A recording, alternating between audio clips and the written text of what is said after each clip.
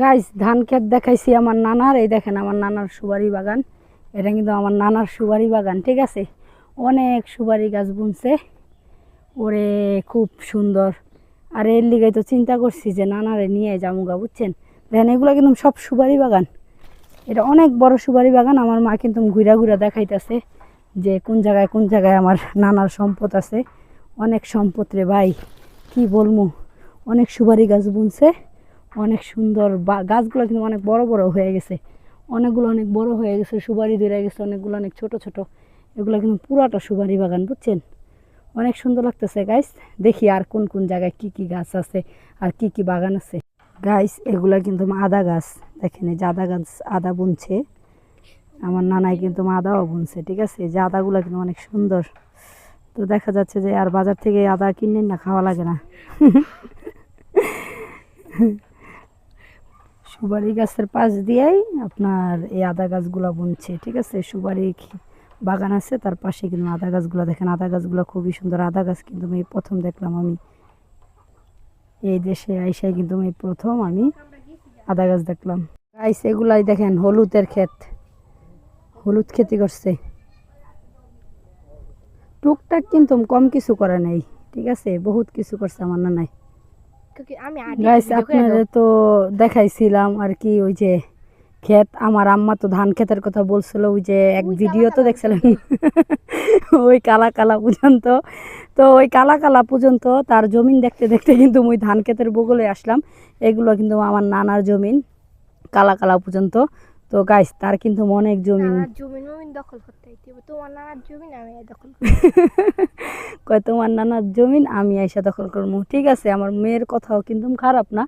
হ্যাঁ গাইস, দখল তো অবশ্যই করতে হবে, কারণ নানার যে জমিন গাইস, আমাদের কিন্তু কিছুই নাই। আমরা গরিব, গরিব, একদম গরিব। দেখি গাইস আর কি কি আর কি আমার নানার আছে। ওইখানে নাকি একটা করলা বাগান আছে, আমরা করলা বাগানে যাই। গাইস দেখেন এগুলো কিন্তু মূলা বুনছে। তো শীতের দিনে যদি আসতাম তাহলে কিন্তু মূলা খেতে পারতাম। এই যে নানার খেতে মূলা, ঠিক আছে। নানার খেতে মূলা, যদি শীতের দিনে আসতাম খেতে পারতাম। তো দেখি আর জমিন দেখি কই কই আছে। কোনটা এটা কি এই ঘরের ভিতরে কি ছাড়ছে মামা? কে নানায়? ও মামাই ছাড়ছে। দেখেন গাইস এখানে কিন্তু মাগুর মাছ ছাড়ছে। মাছ ছাড়ছে দে, মাছ ছাড়ছে। এখানে কিন্তু মাগুর মাছ, ওরে বাবা। ও বসি পাতলা মাছ আসবো গাইস। এটা কিন্তু আমার নানার জায়গা। এখানে কিন্তু মাগুর মাছ চাষ করতে আসে। গাইস আমার কিন্তু অনেক ভালো লাগতেছে, কারণ এলাকাটাও খুব সুন্দর, ভালো লাগছে ঘুরতে ঘুরতে। আমার নানার মানে কোথায় কি কোনাকাঞ্চিতে জমি জমা আছে, কি কি বুনছে, এগুলা কিন্তু আমার মা দেখাইতেছে, আমি দেখতেছি, আমার অনেক ভালো লাগতেছে। গাইস এটা কিন্তু আমার যে নানার ঘর, তার ঘরের পিছনে আর কি এই যে এগুলা আবাদ করছে। এটা হলো আপনার এই যে করলা গাছ, করলা গাছের বাগান করছে। হ্যাঁ ঠিক আছে। আর এই সাইডে কিন্তু আপনার লাউয়ের বাগান করছে, ঠিক আছে। খুবই সুন্দর। এখানে কিন্তু এই যে লাউগুলা গাছে কিন্তু ফুল ধরে গেছে। কিছুদিন পরে আর কি এখানে লাউ হবে। আর এখানে কিন্তু করলা গাছ দেখেন, করলা কিন্তু হয়ে গেছে অলরেডি, করলা ধরে গেছে,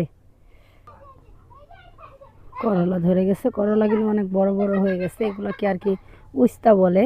আর ওই যে পিছনে যে আপনার জায়গাটা দেখতেছেন, ওইখানে আমার খালা আর কি বেগুন গাছের চারা বুনছে, চাষ করার জন্য বেগুন গাছ বুনছে অনেকগুলো। এখানের জায়গাটা কিন্তু খুবই সুন্দর।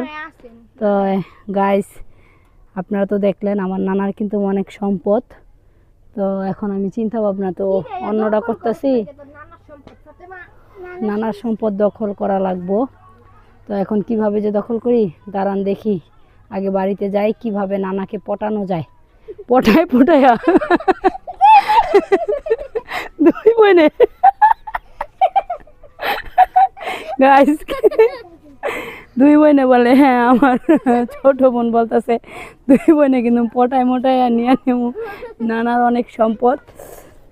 গাইস আপনার কি বলবো, আমার পোলাপাইন তারপরে আমার নায়নাতকুর, আমার নাতিনের ঘরে পুতিন, পুতিনের ঘরে সুতিন, সুতিনের দূরে সাইদারি, সাইদারির পরে কি আছে আড্ডি গুড্ডি লাড্ডি গুড্ডি, মানে কেউ খাইয়া নানা সম্পদ শেষ করতে পারবো না।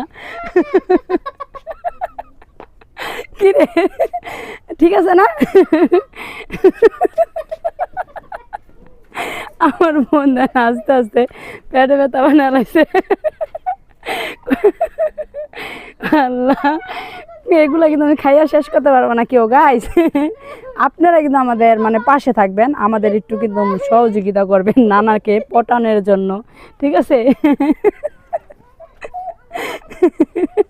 তাহলে আপনারা ভালো থাকবেন, সুস্থ থাকবেন, আমাদের এই ব্লগটা দেখবেন। ব্লগে কি কি আছে আপনারা সব কিছু দেখবেন, এগুলো কিন্তু আমার নানার ক্ষেত।